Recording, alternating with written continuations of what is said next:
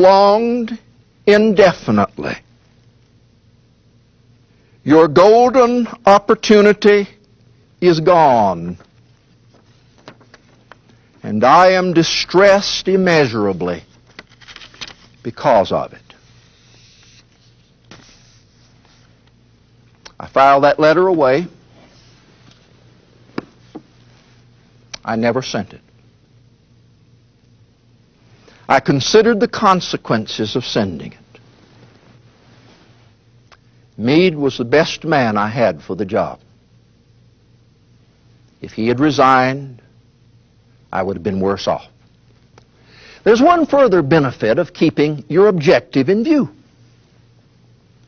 If you're thinking about the impact your message will have on your audience, you'll have less time to think about yourself. This is one of the best ways I know to eliminate fear of speaking. Quit thinking about yourself. Think about your audience. Think about your objective.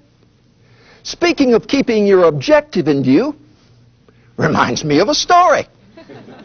Years ago, I was running against a famous evangelist by the name of Peter Cartwright for the U.S. House of Representatives.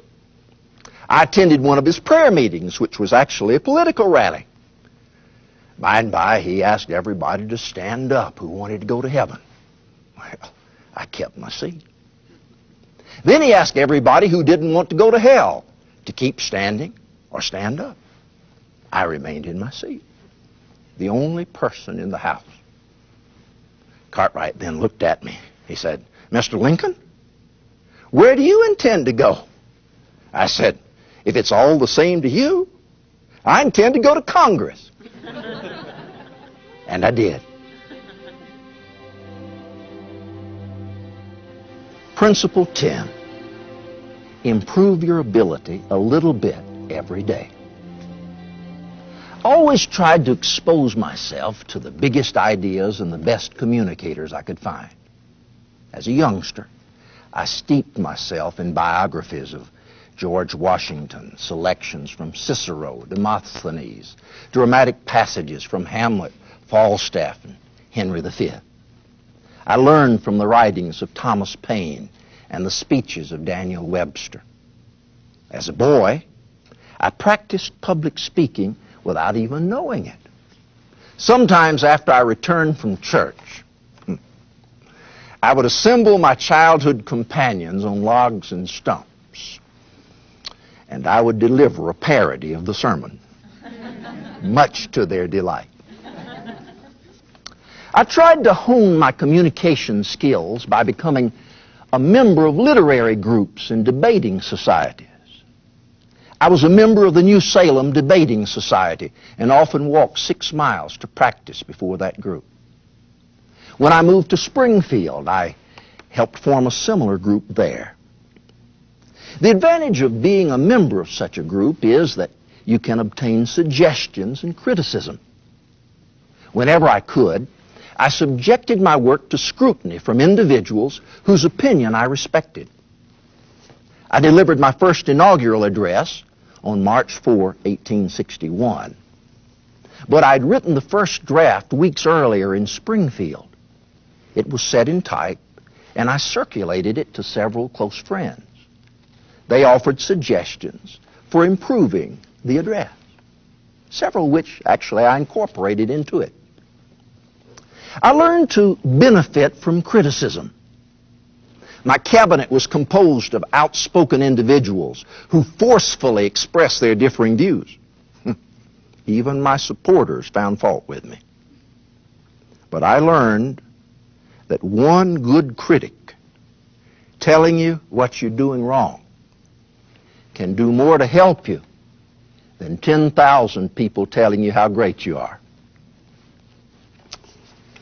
In order to improve, I pondered over my ideas, often refining my arguments by writing them on scraps of paper. Some people have the mistaken notion that I composed the Gettysburg Address on the back of an envelope on the way to the cemetery. Nonsense. I thought about it and worked on it for weeks. You don't think I made a long trip from Washington to Gettysburg to say something off the cuff, do you? If you think that, you do not know me at all. I was revising it and polishing it and trying to make it better on the way to the cemetery. You see,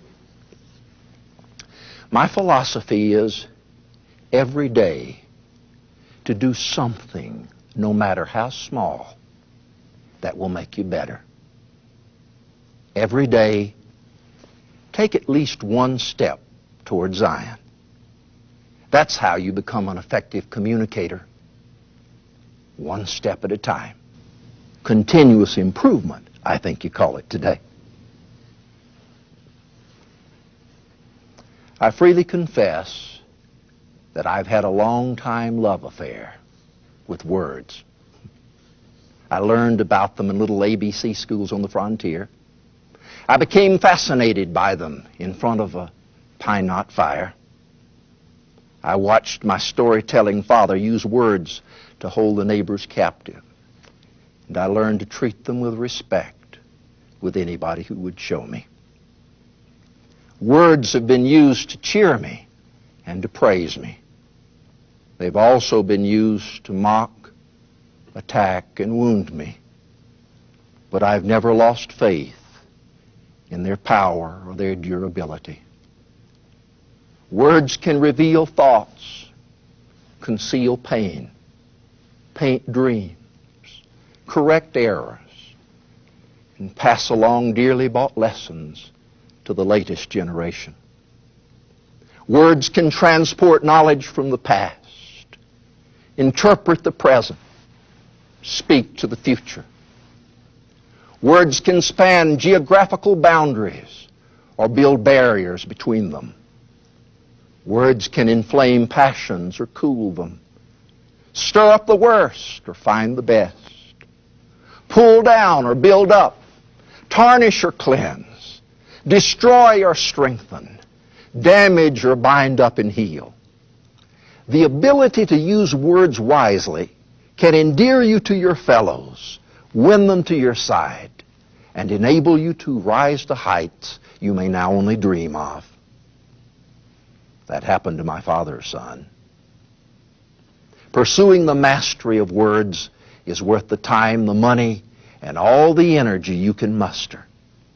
What you invest will be repaid with interest compounded.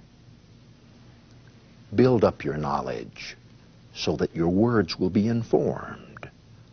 Order your thoughts so that your words will be logical. Nurture your spirit so that your words will be true, kind, and wise. The world may little note, nor long remember what you say here, and yet it may. For words, once released, take on a life of their own, and find lodging in places and hearts you may never know. After many days, those words may return to haunt you or to bless you. Think carefully before you let them go.